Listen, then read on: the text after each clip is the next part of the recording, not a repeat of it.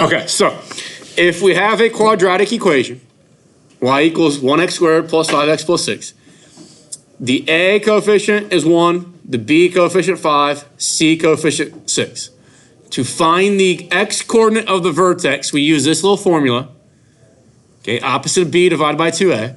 So I took negative 5 divided by 2 times 1. That gives me negative 2.5, right? So graphing, okay, that tells me that if I go over to negative 2.5, so on this dotted line right here, my vertex should exist. But now we need to find the y value of the vertex. So the way we can do that, algebraically by hand, we could say y equals, and now we just take that x value and plug it in to this thing. So it'd be 1 times negative 2.5 squared plus 5 times negative 2.5 plus 6. Okay. Now, I showed you and try to urge you to do that this way. I can type in x squared plus 5x plus 6 and Desmos, and then just say x equals negative 2.5. And you see that gives me back negative 0.25. So negative 0.25 is that y value. Okay, so that's the x coordinate of my vertex. This is the y coordinate of vertex. So if I go ahead and make my, so this was my negative 1, negative 2, negative 3. I'm going to make my y-axis a little bit bigger, so negative 1. So half. So negative 0.25 would be there. So my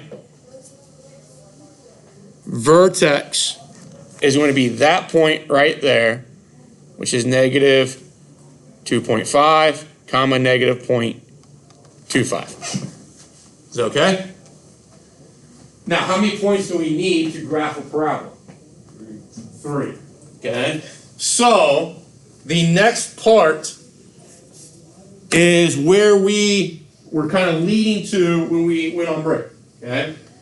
There are other ways of finding some points here, and basically I can do is I can plug in any x value that I want, evaluate it, plot that y value, and then use my line of symmetry to find another one. So what I can do is I say, okay, well, let's say negative 1. Let's say x was negative 1. If I plug x to be negative 1 into this function here, we would get y equals negative 1 squared plus 5 times negative 1 plus 6. Negative 1 squared is 1 minus 5 plus 6. What's 1 minus 5? Negative 4 plus 6 would be 2. So when x was negative 1, the y value I got back was 2. So, and negative 1, 2 would be that point right there. Does that make sense? Okay. Now we know that if we got that point, we can use our axis of symmetry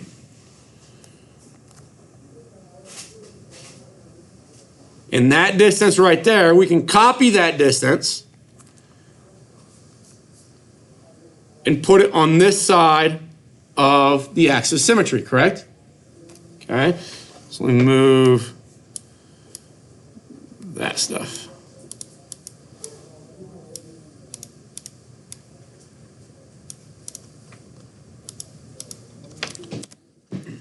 So that distance of, so from negative 2.5 to 0, that distance right there is 2.5 units. So then I need to copy that 2.5 units here. So that's going to give me out to negative 5. So negative 5, comma 2 would be another point. So now I could graph that. Okay, and I've actually should go through there. But that's a rough sketch of my parabola, right? Now, what we find out is, and this is all mathematics, there are calculations that we don't want to do, okay? We really didn't want to do this. We didn't want to do that calculation right there in order to find that point, okay? So there are some things, some tools that allow us to do this quicker, okay? But let's just go ahead and look at this graph and see if those points that we just came up with exist on the graph. So if I have x squared plus 5x plus 6, we said the vertex was at negative 2.5, comma negative 0.25. And we see that when we plot that, that does indeed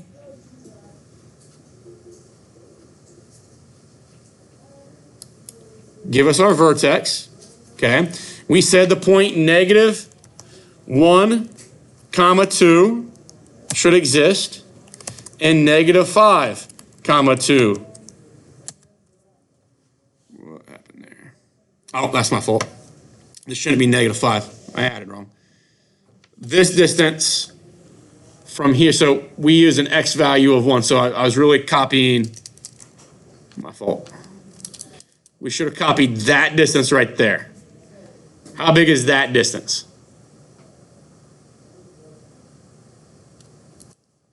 Everybody see that? This distance right here?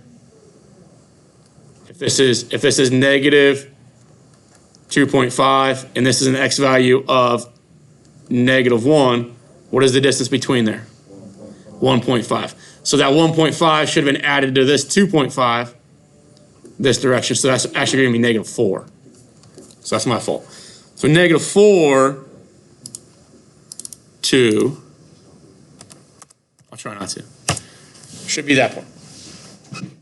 Okay. Again, maybe it's good that I did it wrong there because it gives us a visual that there are calculations that we don't want to do. And the reason we don't want to do them is because there's potential for errors. Does that make sense? So, are there other points that we could find? Other points that would be really nice to find would be, instead of that one and that one, they would be this one here and that one there. Okay, D and E. And the way we find D and E is through factoring. Okay, so what we do is we say, we've got the graph y equals x squared plus 5x plus c. We know how to find the vertex. Vertex was at negative 2.5, comma negative 0.25. We know how to do that. Okay? Next thing we want to do is find x-intercepts. X-intercepts. And x-intercepts are when we cross the x-axis. And the x-axis is when the y value is 0. Okay, so I do that. I make that y value turn into 0. Now, I'm going to take that x squared plus 5x plus 6. You guys remember factoring? We're going to take and factor this. So we're going to try to figure out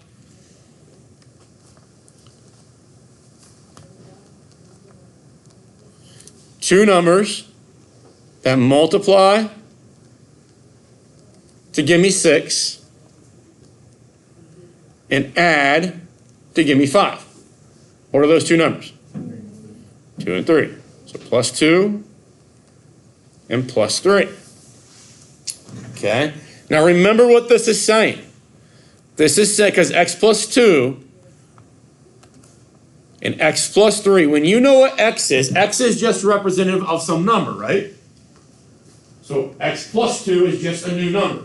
X plus 3 is just a new number. So what we're saying there is that that blue thing is a number. That green thing is a number. When you multiply two numbers together, because that's what's happening there, and you get 0, what does that tell you that one of these numbers had to be? One of those numbers had to be 0 itself. So I take that and set it equal to 0. And we'll take that one and also set it equal to 0. Because this one could be 0, and that would give me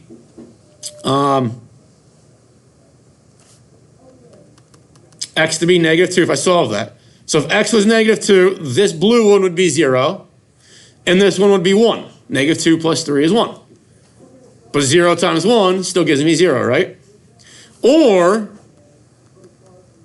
this one could be 0. If x is -3, this one would have been 0. And this one would have been a -1. But -1 times 0 is still 0, right? So those are my two values. X is -2 and x is -3. But what those are x-intercepts. Just think about this. If x was -2, the y value, we said, was 0 at that point. X was -3, the y value was also 0. Those are x-intercepts. Let's go back to our graph real quick. If my goal of graphing this thing, I know my vertex is at that point right there.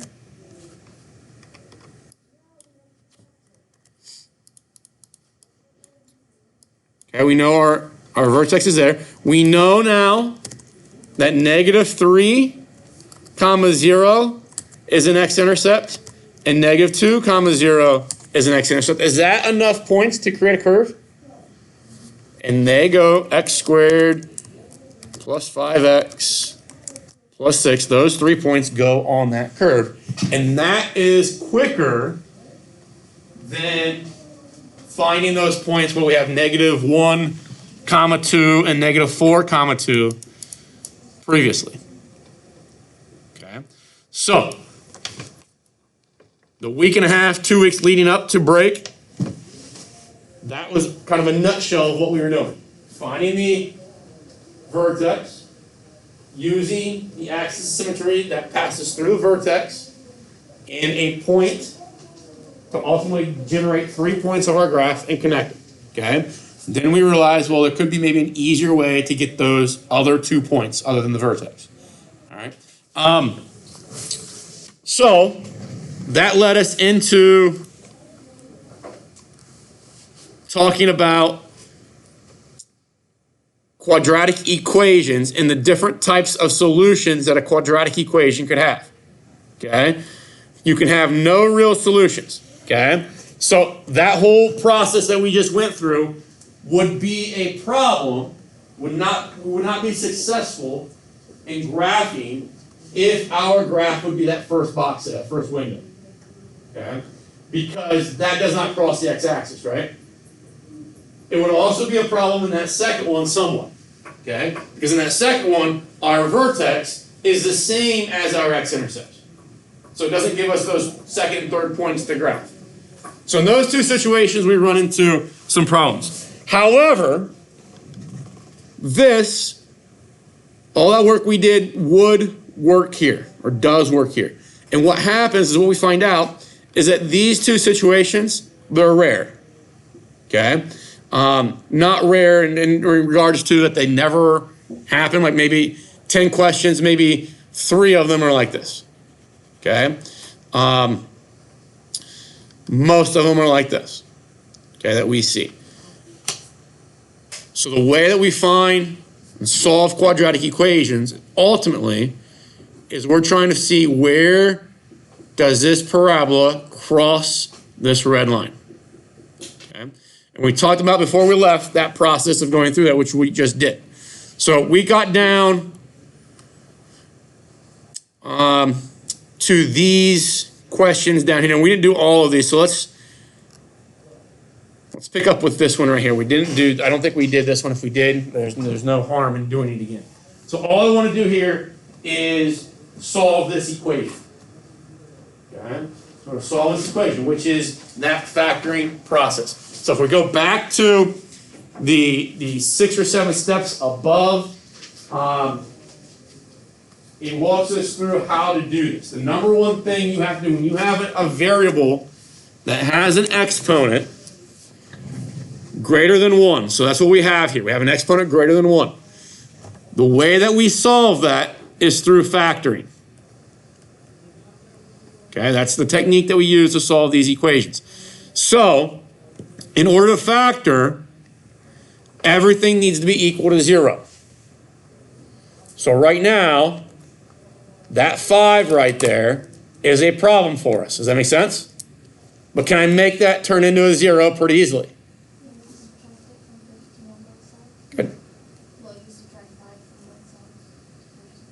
So I'll get x squared plus 7x, and that'll turn into plus 10, right? The one thing you got to be careful of when you try to make one side turn into 0, that you subtract whatever that thing was from the right object or right term on the other side. Okay? So let's say that, I don't know if I've got another example of any of these. Okay, so this one here, what would I subtract from the right-hand side in this one? 3x. I would then line that up with the 5x. Does that make sense? Okay, so just be cautious of that. Okay, so now that I've got down to this, once it is equal to 0, now you can start thinking about two numbers that multiply to give me that and add to give me that. And they're what, Maya? Okay, good. So x plus 5 and x plus 2.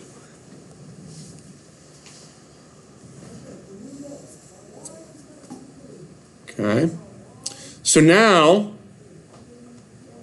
I can take x plus 5 equals 0 and x plus 2 equals 0. So give me x equals negative 5 and x equals negative 2. Okay. And that is the two values, or those are the two values, that when you plug back into the original problem, you're going to get a true statement. So, if I go back to the original problem, which was x squared plus 7x plus 15. If I say x is negative 2, does that give me the 5 that we have right here? Make sense? So negative 2 is one of the values that makes this thing turn into 5. And then negative 5 was the other one. Okay with everybody? Okay. No other values do that. Is that doable? Let's, why don't you guys take a minute and do that one. See what you come up with on that one on your own.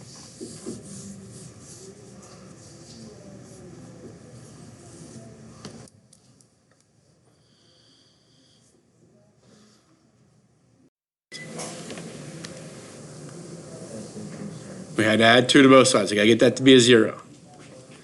So we have x squared minus 10x plus 24.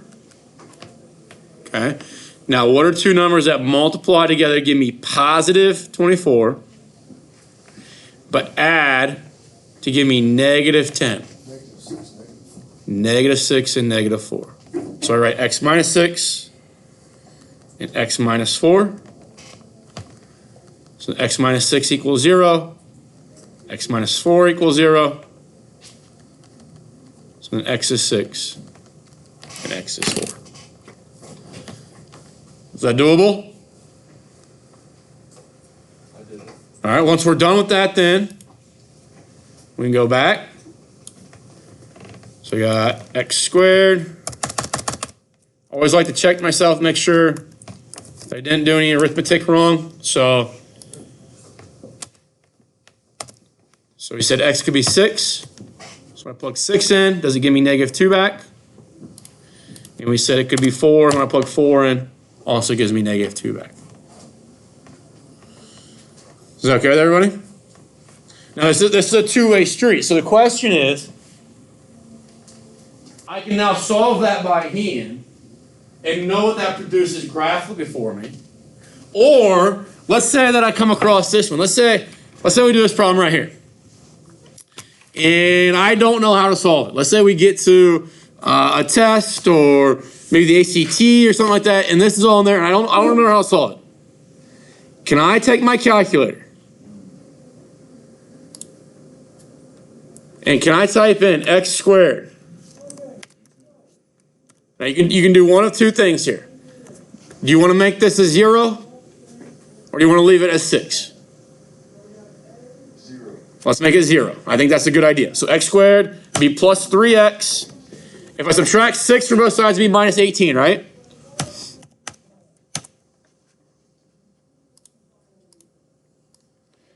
So now I get my graph, and the solutions then are going to be the x values, so -6 and 3.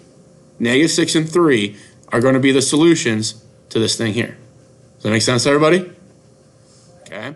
And we can, again, prove that.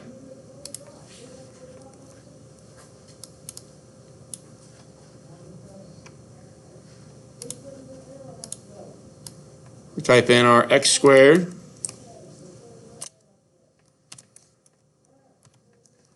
plus 3x minus 12.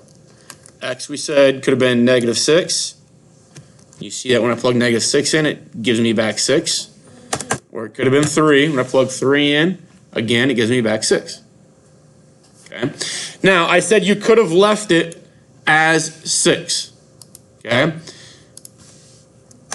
So -12. But now, we would not be looking at where it crosses the line y equals 0. So when we subtract this 6 from both sides, and we get, right down here, x squared plus 3x minus 18 equals 0.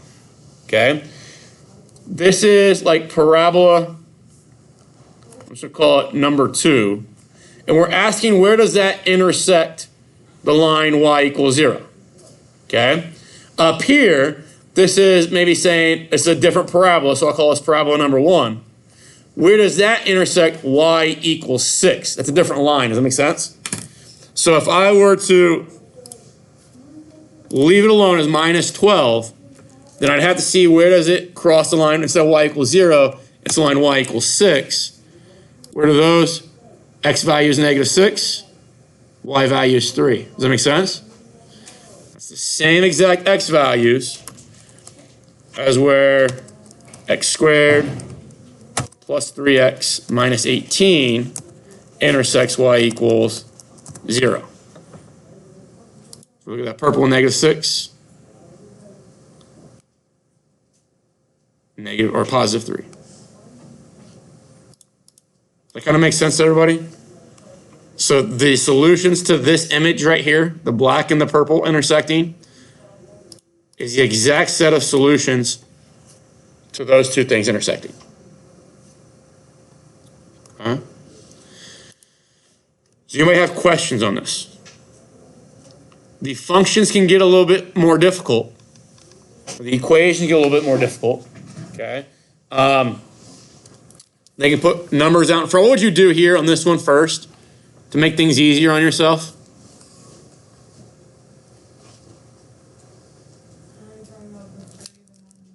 Yeah. Because they're all multiples of one another, can I divide all of these if even the 0 by 3? And that's going to give me x squared minus 3x minus 4 equals 0. And then I'll go to x minus 4, x plus 1. And then x will be 4, and x will be -1. Tomorrow, guys, what I want to do real quick. So if I gave you something like this, let's say I gave you x squared plus 5x plus, let's go 12. Are there any numbers that you can multiply together to give you 12? So we're thinking 1 and 12, 2 and 6, 3 and 4. Okay, and they can both be positive, both be negative. Are there any groupings of those that add up to 5? Was 1 times 12 give me 5 if I add those together? No. Does 2 times 6? Nope. Does 3 times 4? No. So there, that situation would be a problem for us. Tomorrow, we'll talk about the tool that allows us to actually solve that. Okay? Because what we have right now so far would not work on that. Okay? So that's tomorrow. It's called the quadratic formula.